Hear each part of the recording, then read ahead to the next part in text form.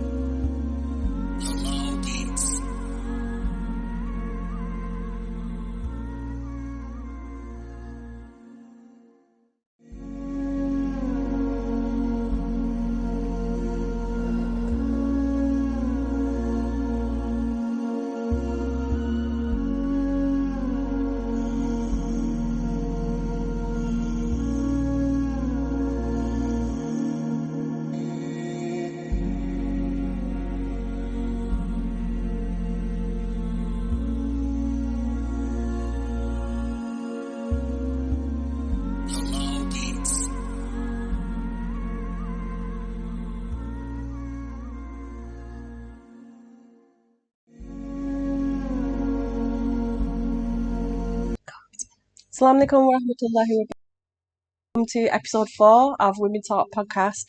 And today we're going to be talking about the hidden victims of addiction.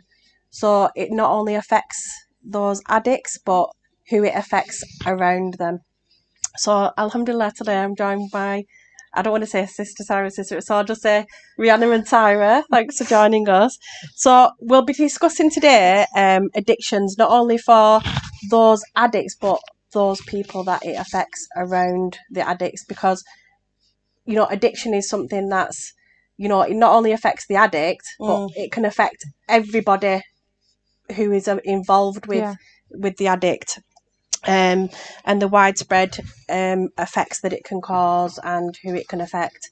So I want to bring Tyra into it first of all. So mashallah, you're a trainee chaplain, and also you're a teacher at Academy. So how long have you been teaching at Academy for? I think it's about 8 years or so. So mashallah, you've been teaching a long time. So you teach women and like young girls from the age of, is it about 14? So about around 12 plus is the kind of age range. And then it can vary from 12 to any age. So have you seen so talking about addictions, so we can mean anything from drugs, alcohol, social media, anything like that. Have you seen over the years that you've been teaching like addictions that have slowly crept into the people that you teach, and have you seen any effects or anything like that? I think if we look at addictions on the whole, what is an addiction? So you have over a long amount of time, or maybe even a time, a person has made like a habit, something that they have created as a habit. And so that's a process. It takes time. What I would say I've noticed is that maybe prior to this it wasn't that obvious, but now what we're finding is that these things are coming to the surface quicker.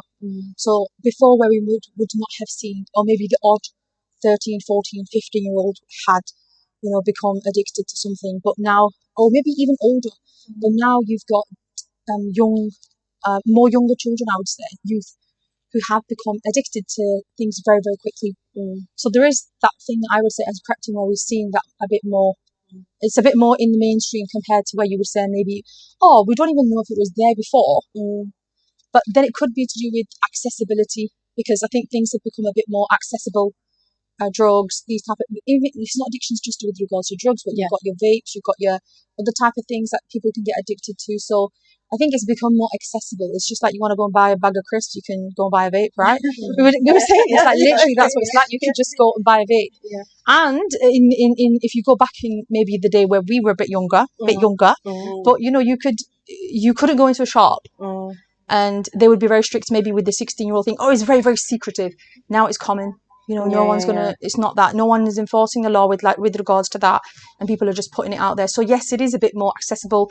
It is more in the mainstream. You would say. I would say. So do you think it's because of like everybody else is doing it, so I have to sort of like do it as well, and social media sort of like playing a role in that sense as well? I mean, it's actually quite shocking. Well, first of all, I'm shocked I'm sitting here. What are you doing in my seat? Get off. I'll swap with you. I don't mind. I mean, we're sitting here like a guest. It's easy, I think. I don't know. It's quite. The thing that's shocking for me is, like, go to the Stone Age when I was in school, right? Long time ago.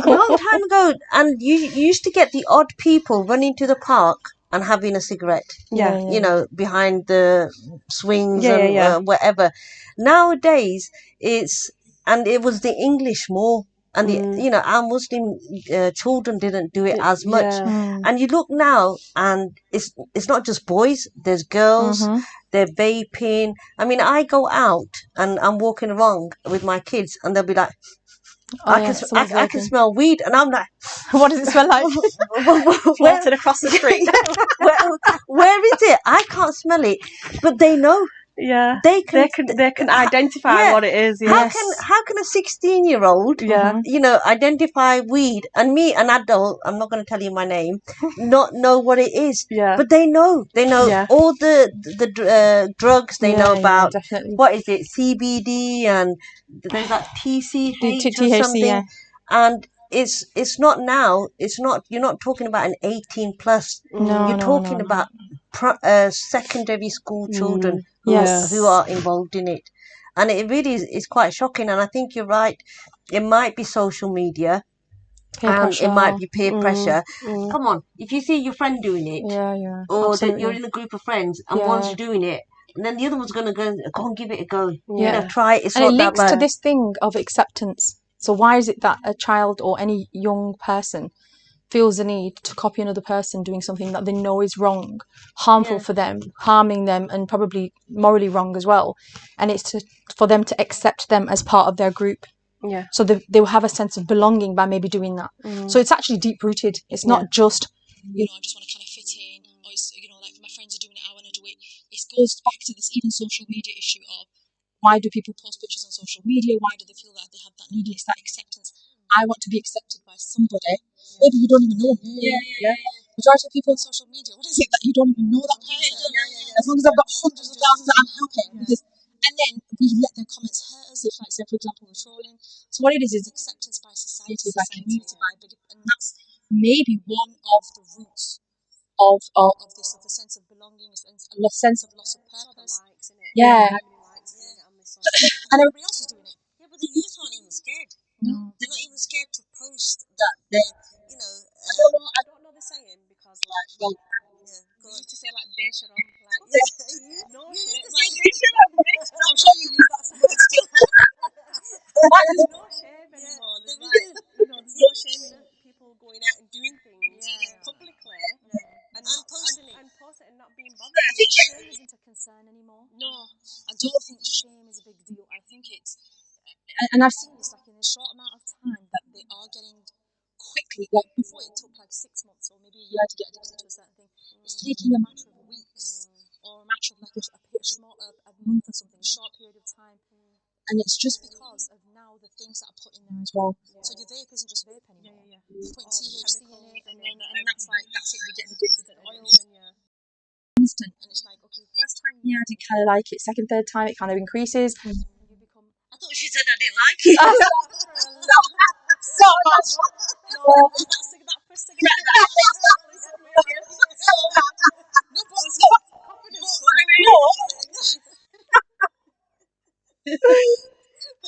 No, so in trouble.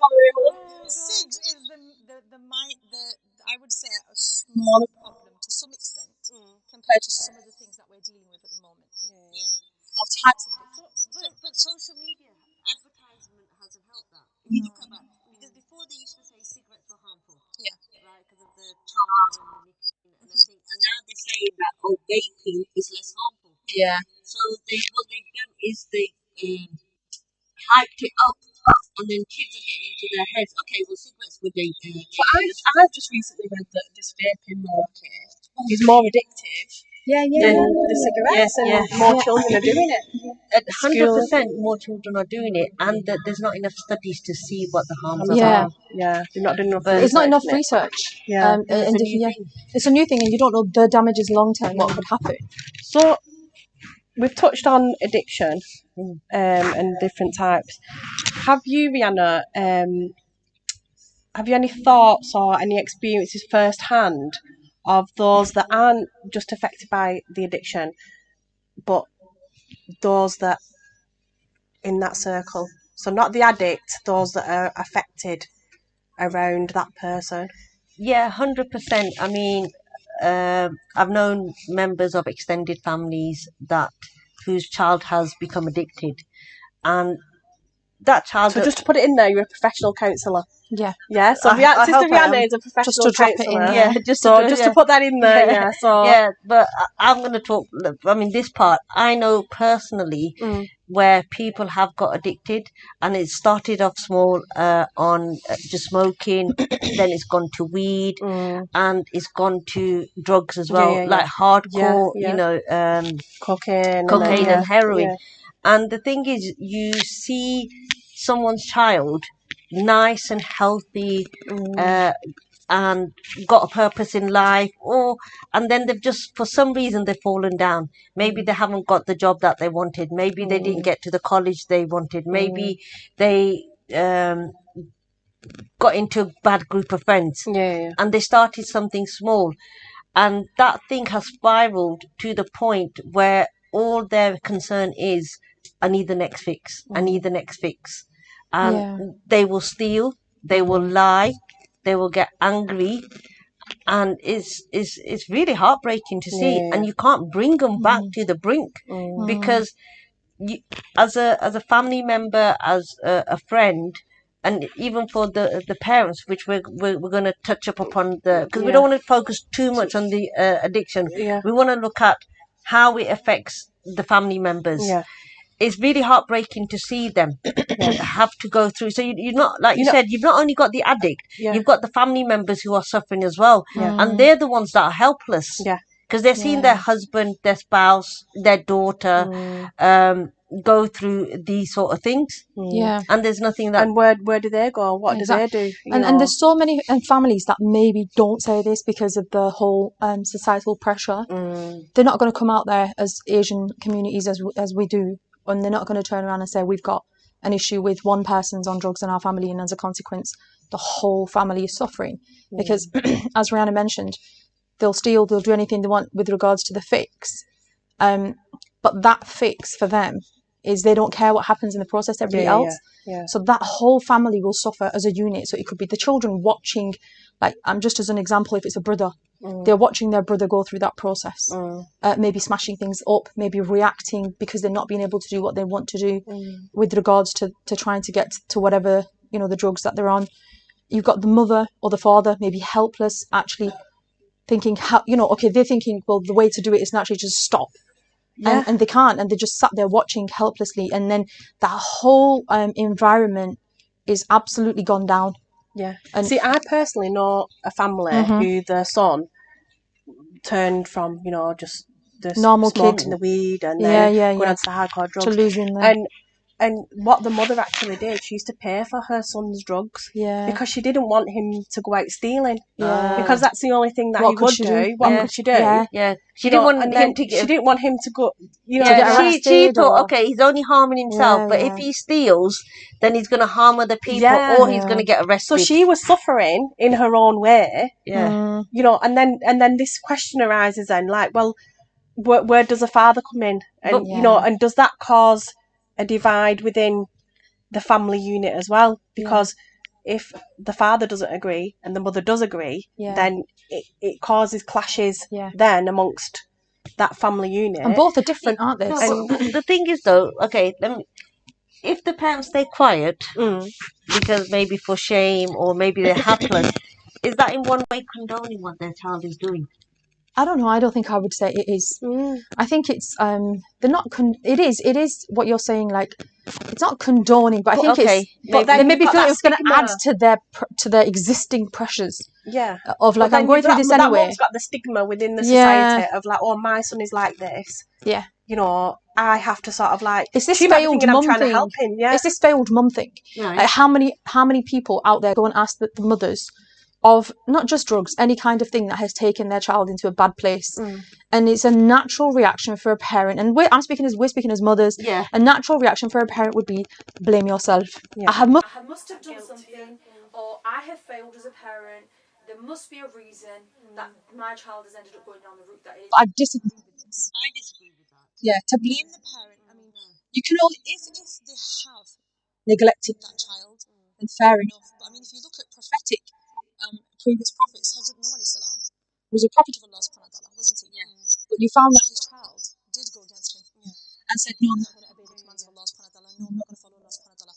Can you turn around and say that Hazrat Nuh alayhi salam didn't do a good job? I know we don't compare to prophets, like we can't compare to prophets. But the thing is this natural thing of your child's messed up.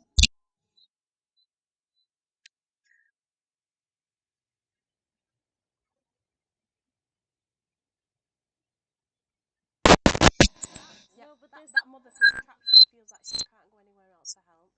Or I'm gonna get judged. Everybody's gonna say failed. But there's that other thing that you can have, and I know that there are really good parents, respectable. They've given their kids time. They've been caring. They've created a really nice environment, and their children have gone down the wrong path. But then they've kept quiet about it. And one thing that they've done, some parents, and I think it's so bad. The sons are doing drugs, and they think, okay, let's get him married off, and the wife will sort him out. Yeah. Does that work sometimes, you think? I don't think it works, because if you as a parent, you're pushing the responsibility on somebody else. Let's go to the roots, because we're discussing about reason why people take drugs, or the reason why people sometimes go to that thing. And I think sometimes it is a sense of belonging, sense of acceptance, and all of these things. Many other things as well, past traumas. Because I remember listening to something just recently, and there was a guy who was mentioning about how a person started to take hardcore drugs because he went on holiday or something in Egypt, and his wife was kidnapped, and all her organs were taken out, and he found in a morgue. And they said after that, this guy started to take drugs. Now, they said to everybody else, he seems like a crackhead. But ask him what he went through to get to that stage. And it's not, I'm not condoning, and I'm not saying it's okay. But because we don't have that anchor, which is Allah subhanahu wa ta'ala, then we don't know where else to channel out this energy, this emotion that we have. And hence, this is one of the reasons that people turn to things like that. So I'm not saying it's okay. It might work for some people to go and get married and fix it. So I'm just saying that different things work. But that's it. Some people turn to drink because they might be in pain. They have a lot of pain, so they turn to drinking and drugs just to block that. Yeah, definitely. There has to be something there. There has to be, and it doesn't mean that issue is caused by the family. It could be a trauma or an emotional issue that could be caused at school. could be caused at mosque, it could be caused with peers, bullying. Something or other has led this child to feel, and sometimes it's I'm not good enough. I'm not good enough. I'm not maybe getting the right grades. I don't look as pretty. I don't look as handsome. I'm not as clever. My cousins, my sister, my families, my friends, they're doing better than me. It's that maybe that hurt and pain and that how they perceive themselves. But then society's to blame in this one a little bit, right? Because which mother doesn't tell her child or his child, like, you're beautiful? Because they're the most beautiful. No, told me I was beautiful. I knew you were going to say that. Which mother doesn't? I tell myself every day. Of course they do. Yeah, and they constantly, no, you're doing brilliant. I mean, some people might be bring their children up, but generally the parent will always try. But it's this society thing, a little bit, that comes back into it, where we're continuously bringing people down, saying this is the perfect face, this is the perfect status, this is the perfect and that purpose has become something else. We're losing the focus because we think, actually I need to look perfect. Actually I need to have the best job. Actually I need to have the best house. And look at majority. But who are you pleasing then? Exactly. That's the thing, though, isn't it? Exactly. Who are you pleasing? Because if you try and please, what's that thing? You can please some of the people some of the time. You can please all the people some of the time, but you can't please all the people all the time. And that's what I think they've put the level at. They've said to the kids or to the husbands or to the wives that, it's not even children. There are, the scary thing is that there are Muslim mothers out there who are addicted. Yeah. And my kids are addicted to the phone. My princess, that's me as well. I'm addicted to chocolate. Chocolate and cakes. Chocolate. I think, it's actually interesting. We could ask the audience. I was just going to say that. I was just going to say, whilst we're talking about the most popular addictions out there, ask the audience now, what addictions do you think you have within your household, and how is it affecting you guys? Let's hear some of the responses that we get. And we can just touch upon them, because we're looking at the mainstream addictions, alcohol and drugs. But there are other addictions that can cause disunity in the family. The phone, and it causes that's the biggest one of the disunity in the family, isn't it? And it can cause problems in relationships. Of course it can. Or you're spending more time. You may as well have got married to your phone. Well, it doesn't speak back. It doesn't answer back like you. Well, if it's Google, it does. It gives you. There's Siri, and then Siri on your phone. Hey Siri, be quiet. Ask you to speak. But it is crazy. I mean, when you think about the effects that it has, I mean, the hidden gems out there. It is really sad that there are parents. I mean, what do you think? At what age do you think parents lose control of their kids? Not in a bad way, because there is an age that we as parents will not have control over our children. I think it starts at a very young age. You start to notice the nuffs and the control, the kid trying to fight back, but they're still children. I think it's where they feel they've got control. So it can be different for each child, can't it? So if you have a 13-year-old who thinks, actually, I want to do my own thing. I don't care what you say anymore. What was with the swagger then? I want to do my own thing. Did you see that swagger? It's because I've got kids who speak like that. I was going to say, I want to do my own That's thing. because I've got kids who speak like that. So no cracks in your relationship, girl.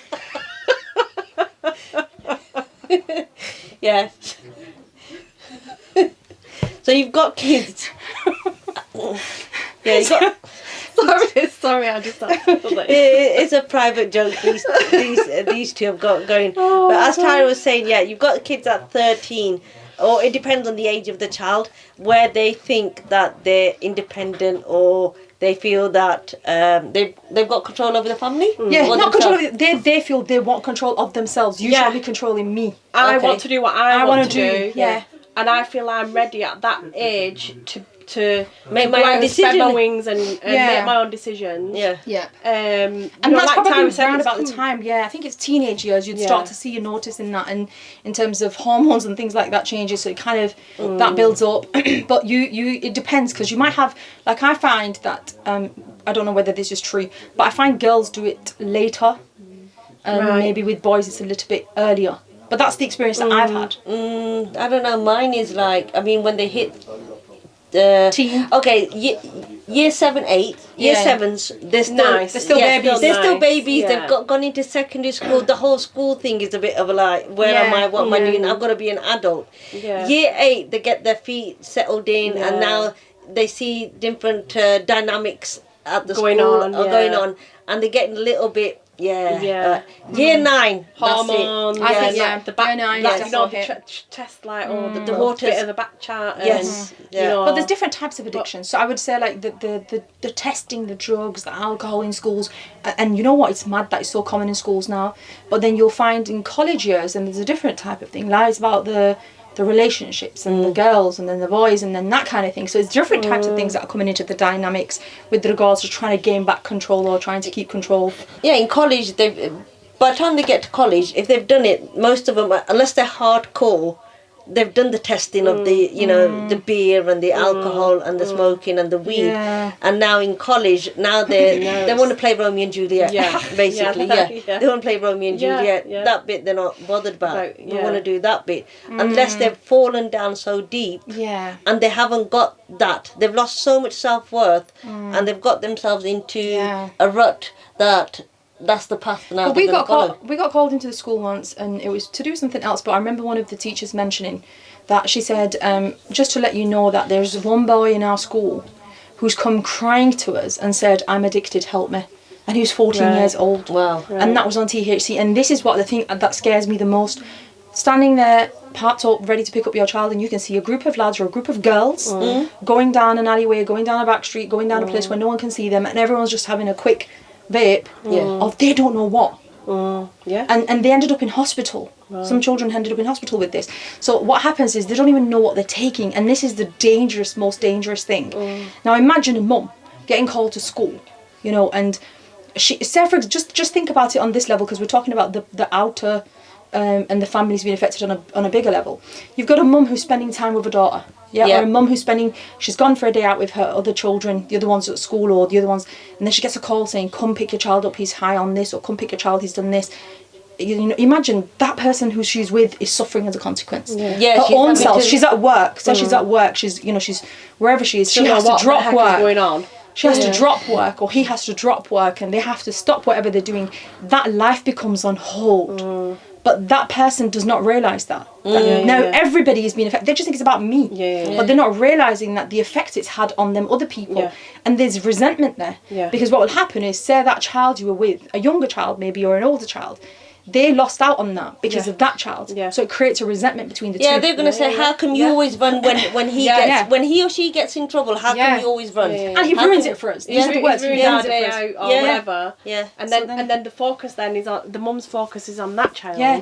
And then that kid gets left out. Yeah. And then the risk is that kid will go down the same path. Because they'll think that's how you get attention. Yeah. So it's such a trap for a parent, isn't it? Like this continuous trying to balance and make sure. So it's so difficult. And these are the people, like these other siblings in that family, who are unheard. Like they're the ones who are just sitting there quietly while everyone's fighting The hidden downstairs. victims. The hidden victims who Hidden sat victim, there. yeah. While everyone else is having a squabble downstairs. You shouldn't be doing that. Or why did you do this and that? And then they just sat upstairs probably thinking, geez, what's it is. You made me come to school, you made me pick yeah. you up. Why are you taking these drugs? Why are you vaping? And they're spending 1-2 hours, and that child who's upstairs may be struggling with homework. But do you think the parent does? Do you think No, they're not doing it on purpose. But do you think they don't realise it neither though? I don't think they do, because what they're trying to do is get this child back on track. Yes. And what they're Focus is doing, on that child, isn't to it? stop him or her getting further down the line, but they're neglecting the quieter ones. Yeah. But do you think that because the parents don't realise that they're doing that? I think that's the thing. But I would say Yeah, because they've got the pressure of the extended family. Yeah. Imagine your child is doing drugs, or whatever they're doing something wrong. They might be going out clubbing. They're doing something wrong, and you as a parent are trying to get them on the straight path. you're going to have to think about the child. You're going to have to think about the extended family. What if my uncle finds out? What if my mother finds out? What if my brothers and sisters find out? Because they're not going to come knocking on your door unless, you know, sympathetically and say, what do you need for help? They're knocking on your door. What is that? What's going on? Yeah, like, you're putting our name through the mud. You're putting our name. You're dishonouring us. Why your son? You know, ship him off to Pakistan. Oh yeah, let's send him to a country where there's no restrictions at all. You know, and they've got that pressure. They want to fix the child as soon as possible. One, society, the community, they want to keep it under wraps. And two, family as well. They don't want to be labelled as the parents of the druggie. What do you think the audience with regards to other types of addictions? Did they say anything with regards to any other addictions? Okay, so we've had one of the issues is there isn't a Muslim rehab centre, as many Muslims will be addicted to different drugs, but we can talk about that. Can you suggest any solutions that will help our youth?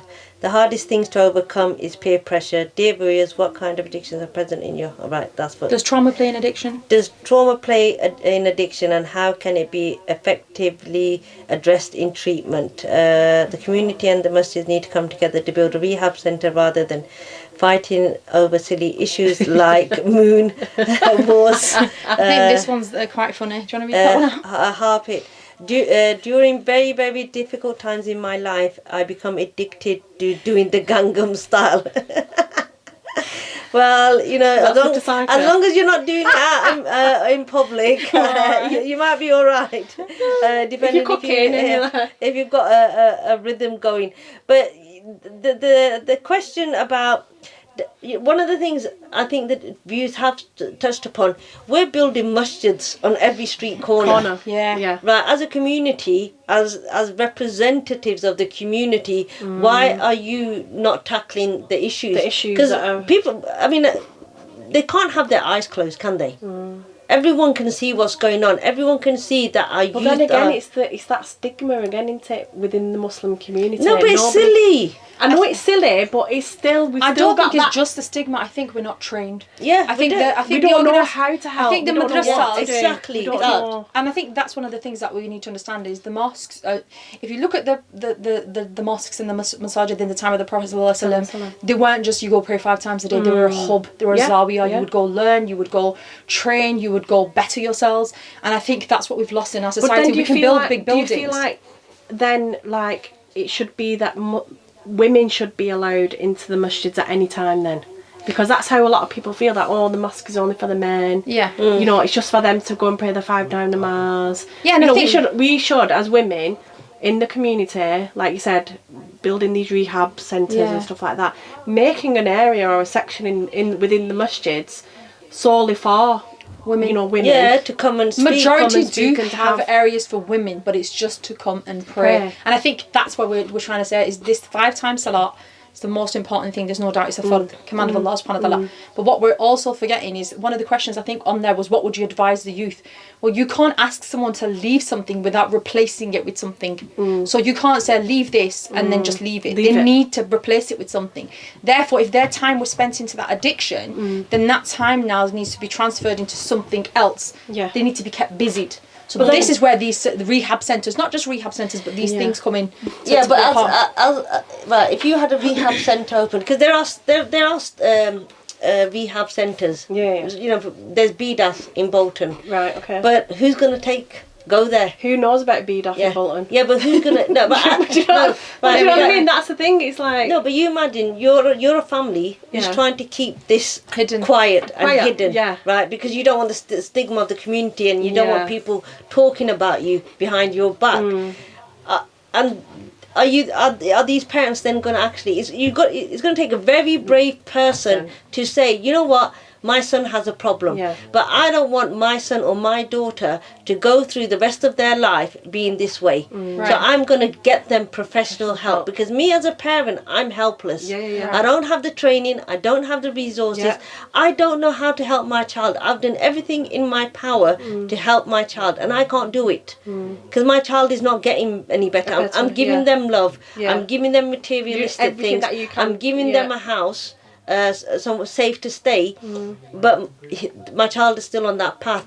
So I don't care what the community says. I don't care what the extended family members say. It takes a very strong person to do that, and unfortunately we don't have that, because the stigma is the thing that's pushing the last us down. place that you're going to take them to is the mosque, because that's where everybody knows everybody else. Yeah, go to the mosque and go, you're cured, you know.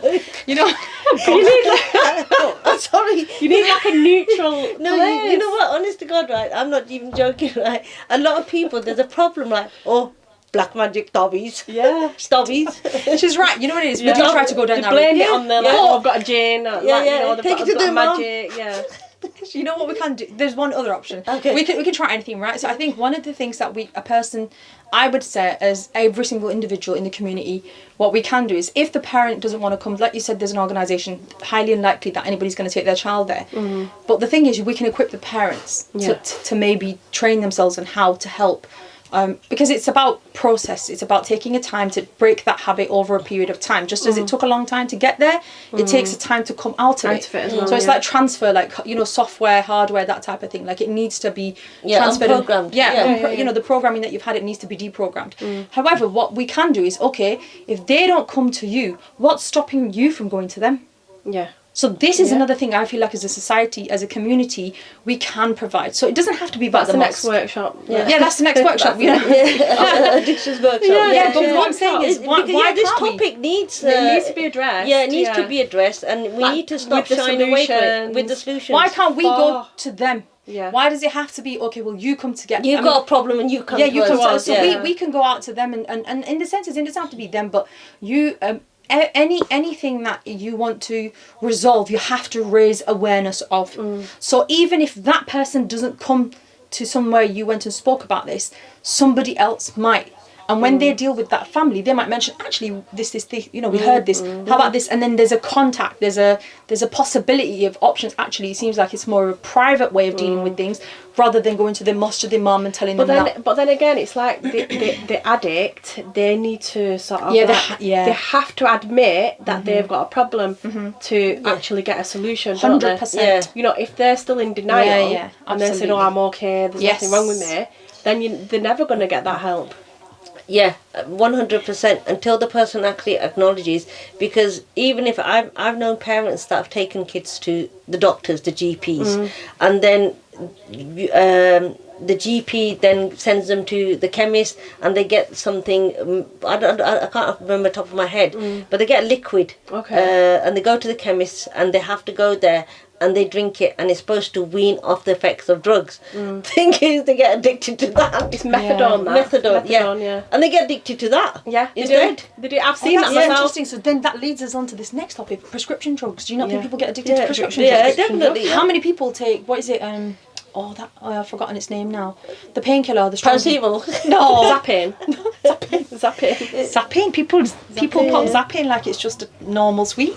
But my husband pops paracetamol, like, you know. I've seen a pill popper over here. I had one paracetamol. I had a headache. My husband, right, he gets paracetamol. He's had his breakfast. He goes in the medicine cabinet. Is it like an everyday thing, like where he has to have? It's an everyday thing. I'm like, why are you having that? Prevention is better than cure.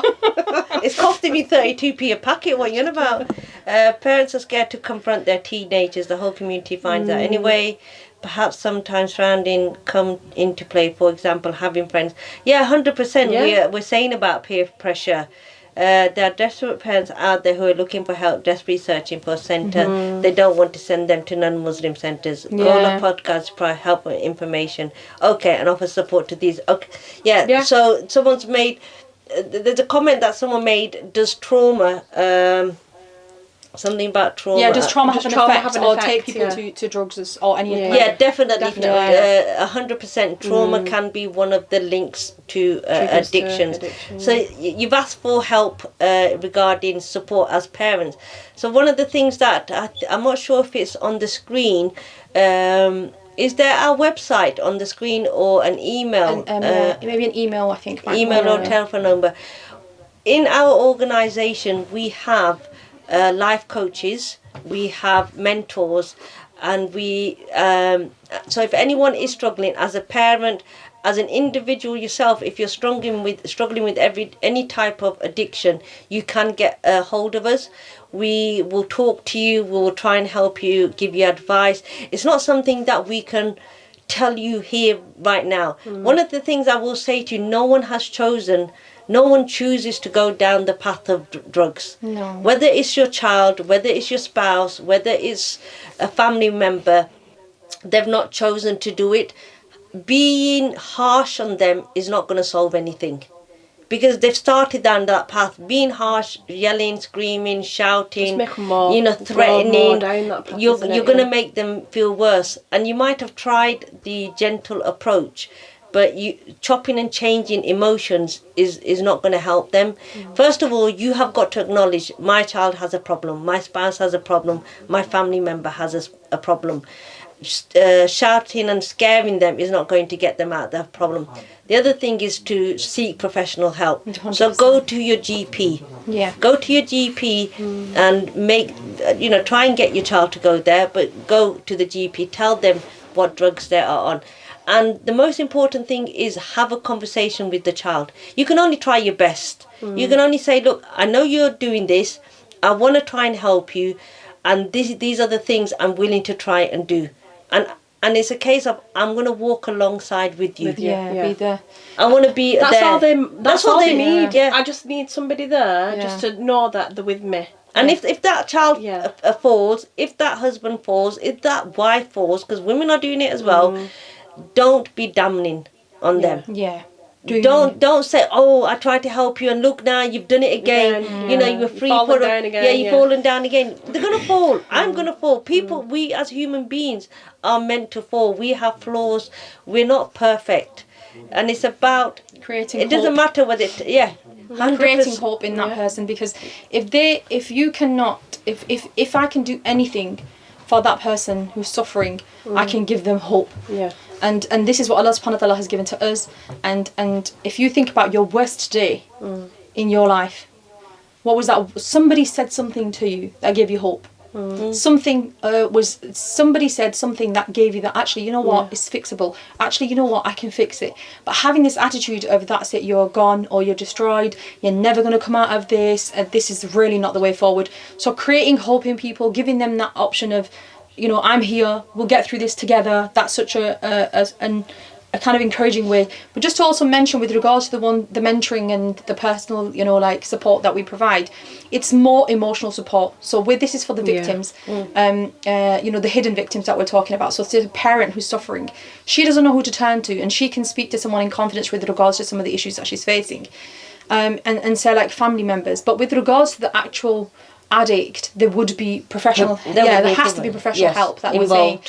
Involved, and then the support that they can get with regards to finding their purpose. How is it that they got there in the first place? Is the loss of purpose, thinking that these things were the goal and the objective, and is okay. What is my true objective and goal? And learning these things will also help that journey back to actually fulfilling your purpose. But in regards to the families, the people who are suffering around them, we can help in the senses in, like, and it doesn't have to be just females. No, even fathers out there, or the males, or brother. We've got male teams who can deal with that. We have male mentors and life coaches. For those people, it wasn't there before, and you are struggling, our contact is womentalk@zavia.org. And if there are any male out there that are struggling, you can email messages on there, and we will then contact the relevant person to get in touch with you and help you. The reason why we've done this podcast, and it's a touchy subject, is so that we're trying to reduce the stigma, and we want to discuss taboo subjects. We're being realistic that it's there, it's prevalent, it's in our communities, it's affecting our children, it's affecting our mothers, it's affecting our whole community as well. 20 years ago, this was not happening. No.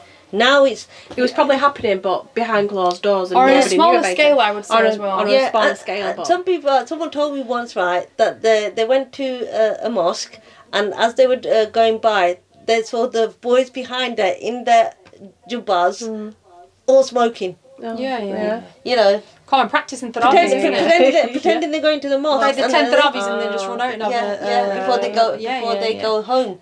So, but then have we not failed again? Like, why is it that they would rather do that?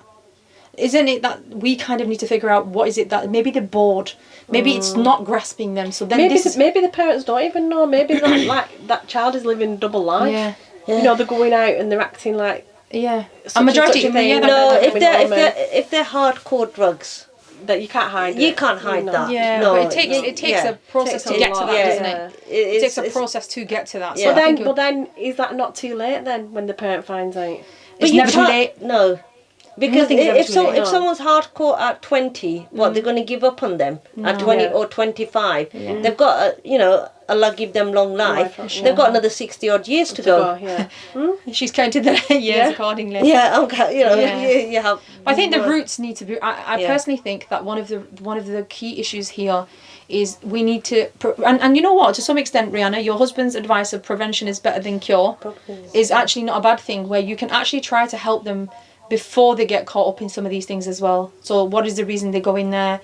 Keep them off the streets, keep them busy, and you know how we're saying some of these things, like look at the telltale signs. What is my kid doing that's different? Yeah. Are they behaving? Are they behaving differently? Like is all of a sudden my child is saying I'm going to go out a lot more when they don't normally? Have they got more? And this might sound mad to some people, but things like like coughing and blowing their noses and things like that, these are all telltale signs in terms of the physical aspect of things.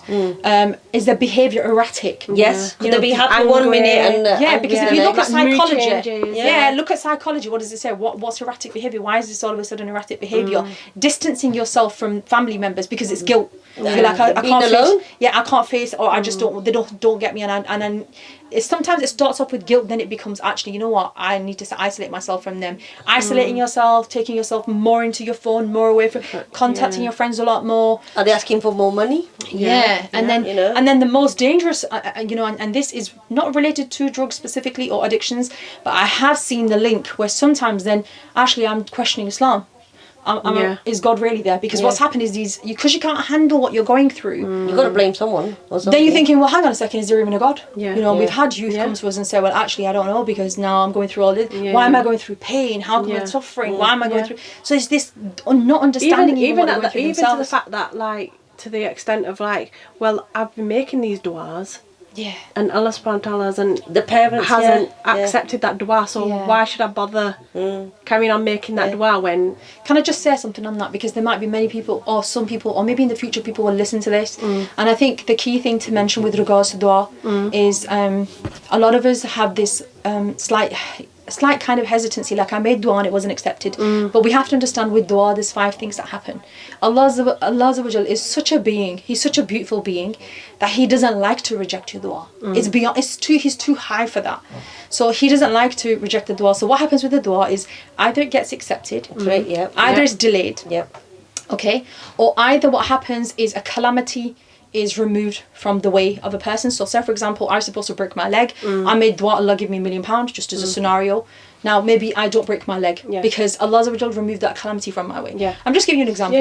Another is that for example, Allah subhanahu wa ta'ala knows this person's asking to go to that college or that university. I know that university, if she goes there, then in the future this might happen. Allah knows, he knows. Now he thinks, okay, so as a consequence he'll give you something else which is in its place because he knows that is good for you. So that's your He has the wisdom. He knows what's good. People don't think that. And then the last thing that happens with the dua is that Allah subhanahu wa ta'ala gives it you in the akhirah. So he gives it in the hereafter. And then when he gives you that dua, it's mentioned to the nearest meaning, is that people will wish that they could come back on the earth and none of their du'as were accepted so that they could receive them in the hereafter. So I think one of the things to remember is, look, hope. Never ever think any dua you've made is not wasted. It's just something is happening that's most beneficial for you at that time. So even if we can't see it, we can't see that thing, and I think for us human beings, we're too impatient. I know, I'm impatient. You know, we want that thing. You know, we want that thing to happen. We want it now. We want it yesterday. You know, and if it's not happening, so mums then people can, you know, so parents keep at it. Mums keep at it. promise you, there's nothing more stronger than the dua, brother. So keep at it. Someone said that problem is people are too quick to judge. We could help by feeling empathy for the victim. Other than 100%, I agree with what Sadia has said. Yeah, you've just mentioned that before. Like instead of like putting them down, mocking them, and even as family, a society, as a society, if you know you don't have to go there for gossip. Because that's what we do as a society. We hear something, we want to go and find out the details. You would be helping the parent 100 times more if you just went up to them and say, look, I know you're going through some difficulties. I don't want to know the details. I don't want to intrude. Is there anything I can do to help? Yeah. Is there any way that I can create ease? That's all you have to do. And just to add to what you're saying, is something that's really important for a person who's got a family member who's going through drugs, addictions, or any kind of addictions, is to remember, and this judgmental thing comes in, is Allah still loves them. Yeah. He's still their Rabb. Yeah. He still loves them. He hasn't deserted them. He hasn't left them. He isn't condemning them to the hellfire. So who is society to do that? So to remember this as well. So I know it's difficult because we fear what society's going to say, and we fear what everybody else is going to say, and what extended family, and even our own family sometimes is worse than extended families. But what we have to understand is that Allah Azza wa Jal still loves that being, even if the person is on drugs or even if they're on that. So they will help them through that, because they have to go through a process. But you just keep doing what you can do and trusting in Allah subhanahu wa ta'ala, relying on Him, using the supports that are provided and things like that. But then again, like there's that we're gonna have to start wrapping up. Okay, but just respond one last thing, that people feel that like there's that saying that don't go to the people for help, just rely on Allah subhanahu wa ta'ala. Yeah. So where where do you draw the line? How? Yeah, but doesn't Allah create the means? He does. In the dunya as well as Him. Allah doesn't. So Allah uses people as a means to get get close to Him. So you have a flu or the cold, or you have an illness. Yeah. Allah has given the doctors and the medicine, but the reliance at the end of the day is on Allah. It's not on the medicine. No. The reliance is on Allah subhanahu wa ta'ala, that through the medicine, oh Allah, you will cure me. Yeah. Allah is a shafi. So you're not just, it's like, oh, my risk is written. Okay, I'll just sit at home. I'll just sit at home and wait for my money to come to me. I'll wait for the biryani to be cooked. That's the best one. So is it going to come? Yeah, no. so you've got that reliance on Allah subhanahu wa ta'ala, but you're using the means that Allah subhanahu wa ta'ala has given to you. Yes, absolutely. To get to that. So they're saying it, tie your camel and then rely on Allah subhanahu wa ta'ala. Do what you can, what's in your ability according to Allah subhanahu wa ta'ala. You don't leave your door open at night time. I say it's alright. Relying on Allah subhanahu wa ta'ala. Oh, I haven't even got alarm. I've got no insurance. I'm just relying on Allah subhanahu wa ta'ala. Which is a good thing to have, but have it by as using it in a realistic way. So use the sensible. means. 100%. If you are struggling, as a parent, as a family member, somebody that's got an addiction, go out there and get that help. Yeah, because you're gonna if you have the incorrect understanding, or you have the misunderstanding, at the end of the day, Allah's created the means, and you're saying, right, I'm just relying on Allah. I'm not even looking at the means. What's going to happen to you and your faith? Yeah. Because you're not following it properly, and then you're the one that's going to feel demotivated, and you're going to say, I've done dua and I'm relying on Allah. When Tyra's saying that the dua is there are 5 ways for the dua to be accepted, and B, Allah is the one that has created the means, and we need to follow those. Most definitely. And it's just the first step. Again, I would recommend anybody who's just thinking, nah, I don't want people to know, just take that first step of trying to get help, and you'll feel better for it. Yeah. Even our Womentalk at Zavi.org, it's a confidential service. Your details aren't shared, your problems aren't shared with anyone else, and we will try 100% to get you to someone, even just to maybe give you some advice, some practical steps on where to go to help you physically, and we will try our best to give you that emotional support as well. So please do get in touch with us. So we'll wrap it up now. What is the best advice What is the best advice to give someone who is helping another person with an addiction, is constantly put down by others? The best advice for that is that I would say, forget what everyone else is saying. If you're trying to help someone else, then you're doing the right you're thing. doing the right thing. Don't worry about what other people are saying. They're not your judge. Yeah. Allah subhanahu wa ta'ala is your judge, not the people. You're trying to help someone through a difficulty. As long as that person is genuine, they want the help, you're trying to help, then mashallah, good on you for doing that. So people shouldn't you shouldn't worry about what other people are saying, but also keep yourself safe as well. So inshallah, if anyone has got an addiction or they know anybody that has got an addiction and they want the help, they can contact Womentalk. The email should be on the screen. Zawiya.org. Zawiya.org. And just one And we'll just signpost. Yes. You can signpost you to and they relevant. can see, there'll be a poster on the screen, I think, maybe being displayed as well. So just to mention some of the things, as we said, that the organisation provides support, and we mentioned about the brothers and maybe the male family members need that support as well. We have qualified, trained mentors to a very, very high level who can help with that. But you can see that there's going to be a tour coming near you anywhere. You can see lots of different towns coming up on the poster on the screen. And I think one of the things that I feel that sometimes can be an issue that is that can lead to people to different types of addictions is betrayal as well. So this is going to be one of the hot topics coming to a town near you. So betrayal, the fallacy of fake friends and false hope.